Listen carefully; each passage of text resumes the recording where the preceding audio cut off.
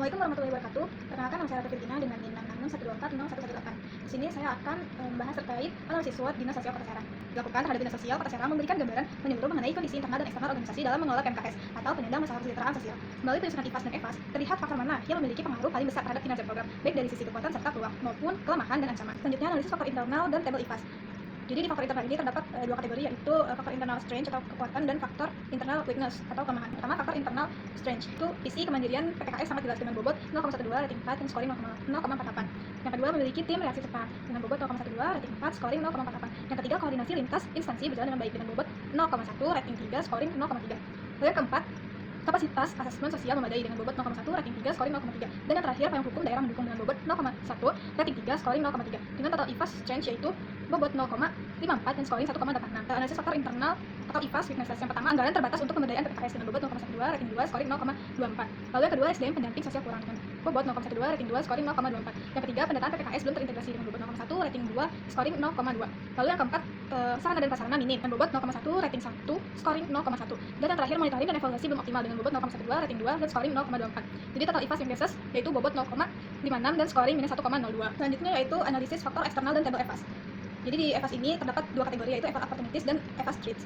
Yang pertama, ada EVAS Opportunities yang terdapat 5 faktor eksternal. Pertama, dukungan Kemensos dengan bobot 0,14, rating 4, scoring 0,56. Yang kedua, perhatian publik dan media meningkat dengan bobot 0,1, rating 3, scoring 0,3. Lalu yang ketiga, banyak LSM atau lembaga keagamaan siap bermitra dengan bobot 0,12, rating 3, scoring 0,36. 4, CSR perusahaan dapat mendukung pemberdayaan dengan bobot 0,1, rating 3, scoring 0,3. Dan yang terakhir, transformasi digital layanan publik dengan bobot 0,1, rating 3, scoring 0,3. Lalu selanjutnya ada EVAS Threats. Yang pertama, masalah sosial meningkat dan dinamis dengan bobot 0,1, rating 2, scoring 0,2. Yang kedua, stigma masyarakat terhadap PPKS dengan bobot 0,1, rating 2, scoring 0,2. Yang ketiga, kemiskinan ekstrim dengan bobot 0,1, rating 1, scoring 0,1. Tempat ketergantungan bantuan dengan bobot 0,12, rating 1, scoring 0,12. Dan yang terakhir, kebijakan pemerintah sering berubah dengan bobot 0,1, rating 2, scoring 0,24.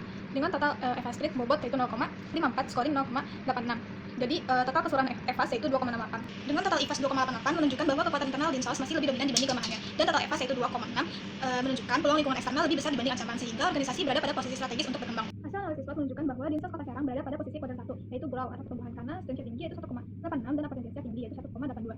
Jadi strategi yang dipakai yaitu strategi SO dengan memanfaatkan kekuatan internal untuk menangkap peluang eksternal seperti mengoptimalkan TRC dan asesmen sosial untuk memanfaatkan dukungan Kemensos, menggunakan koordinasi lintas instansi untuk mengintegrasikan data DTKS, mendorong CSR perusahaan untuk mengatasi keterbatasan anggaran, dan melibatkan LSM dan lembaga agama dalam program pemberdayaan. Prinsip-prinsip implementasi manajemen strategi. Yang pertama, kejelasan tujuan atau goal clarity. Dinas Sosial Kota Serang memiliki mandat utama dalam penanganan perlindungan sosial, antara kemiskinan, rehabilitasi sosial, dan pemberdayaan masyarakat rentan. Kejelasan tujuan ini tercermin dalam Renstra dan RPJMD Kota Serang. Namun dalam praktiknya masih ditemukan beberapa empat inti program yang terbidang, seperti antara bidang rehabilitasi sosial dan bidang pemberdayaan sosial dalam penyaluran bantuan sosial dan pemberdayaan penyandang disabilitas. Hal ini menunjukkan bahwa meskipun tujuan sudah terdefinisi, sinkronisasi target lintas bidang perlu diperkuat agar kegiatan tidak berjalan parsial dan alokasi anggaran lebih tepat sasaran. Lalu yang kedua, keselarasan strategi. Penyusunan strategi program biasanya merujuk pada data terpadu kesejahteraan sosial atau DTKS. Laporan BPS dan evaluasi tahunan praktik ini sudah sesuai prinsip evidence based strategi. Namun tantangan muncul ketika validitas DTKS belum sepenuhnya parsial, sehingga menjadikan keputusan berbasis data kadang tidak sepenuhnya mempresentasikan kondisi lapangan. Misalnya, masih ada penerima bantuan yang tidak tepat sasaran. Dengan demikian, penguatan akurasi data penerima manfaat serta pembaruan data berkala menjadi kunci peningkatan kualitas strategi. Tiga, ada pengelolaan sumber daya. Keterbatasan anggaran serta jumlah SDM menyebabkan dinas sosial harus mengoptimalkan program prioritas dengan efisiensi tinggi. Dalam beberapa tahun terakhir, anggaran lebih banyak terserap untuk bantuan sosial dan kegiatan respon sosial cepat atau TRC. Di satu sisi, prioritas ini sangat strategis, namun di sisi lain menyebabkan porsi anggaran untuk program pemberdayaan masyarakat menjadi terbatas, sehingga outcome jangka panjang masih belum maksimal. Efektivitas dapat meningkat melalui pemetaan ulang prioritas, efisiensi belanja, serta pemanfaatan teknologi layanan sosial. Dinas Sosial Kota Serang memiliki kanal keluhan masyarakat melalui layanan aduan, media sosial, dan laporan RT atau RW. Respon cepat terhadap kasus penyandang masalah kesejahteraan sosial menunjukkan bahwa aspek responsivitas sudah berjalan, namun respon biasanya bersifat kuratif dan reaktif, belum dominan pada pola pencegahan atau preventif, seperti edukasi, early detection, dan peningkatan kapasitas komunitas. Untuk memenuhi prinsip implementasi manajemen strategi modern, responsivitas perlu diarahkan lebih proaktif dan berbasis pencegahan. Kelima, ada kolaborasi antar instansi. Dinas sosial tidak dapat bekerja sendiri karena permasalahan sosial bersifat lintas sektor. Kolaborasi dengan Dinas Kesehatan, Disdukcapil, Dinas Tenaga Kerja, BPBD, Basnas, dan organisasi sosial sudah berjalan terutama dalam bantuan sosial dan penanganan bencana. Namun, kolaborasi kadang belum memiliki standar operasional dan forum koordinasi yang konsisten, sehingga komunikasi antar instansi masih bersifat event driven atau baru terjadi ketika ada masalah besar. Nah, untuk meningkatkan efektivitas strategi, diperlukan mekanisme kolaboratif yang formal, forum rutin, dan indikator kinerja kolaboratif lintas dinas. 6, ada monitoring dan evaluasi. Dinas sosial sudah melakukan monitoring melalui laporan kinerja triwulan dan tahunan atau LAKI. Secara administratif, standar akuntabilitas sudah terpenuhi. Tantangannya, evaluasi masih lebih berorientasi pada output daripada outcome. Perubahan paradigma evaluasi ke arah pengukuran outcome dan impact akan meningkatkan transparansi dan efektivitas manajemen strategi sosial. Selanjutnya ada balance scorecard dinas sosial.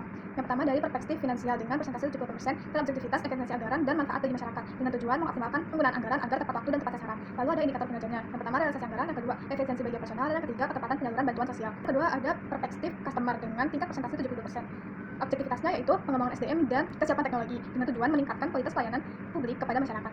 Lalu ada indikator kinerjanya. Yang pertama, jumlah pelatihan pegawai. Kedua, kemampuan penggunaan sistem digital. Dan yang ketiga, peningkatan kompetensi petugas layanan. Tiga, ada perspektif internal dengan tingkat persentase 80%. Objektivitasnya yaitu kualitas SOP, efektivitas proses internal, dan standar layanan dengan tujuan mempercepat proses layanan melalui SOP dan koordinasi antar bidang.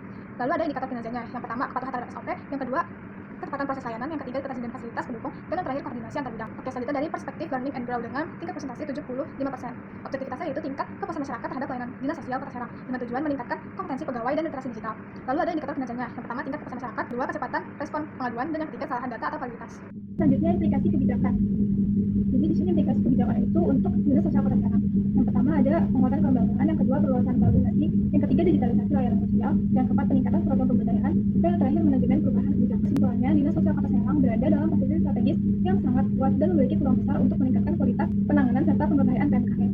Kekuatan internal yang solid serta peluang eksternal yang melimpah menjadikan organisasi ini siap untuk menjalankan strategi pertumbuhan agresif program strategi guna meningkatkan efektivitas layanan sosial dengan memaksimalkan kolaborasi, memanfaatkan dukungan pemerintah pusat, memperkuat pendataan, dan melakukan digitalisasi. Dinas Sosial Kota Serang berpotensi mencapai kinerja yang lebih optimal, inklusif, dan berkelanjutan. Cukup sekian dari saya, kurang lebihnya mohon maaf. Assalamualaikum warahmatullahi wabarakatuh.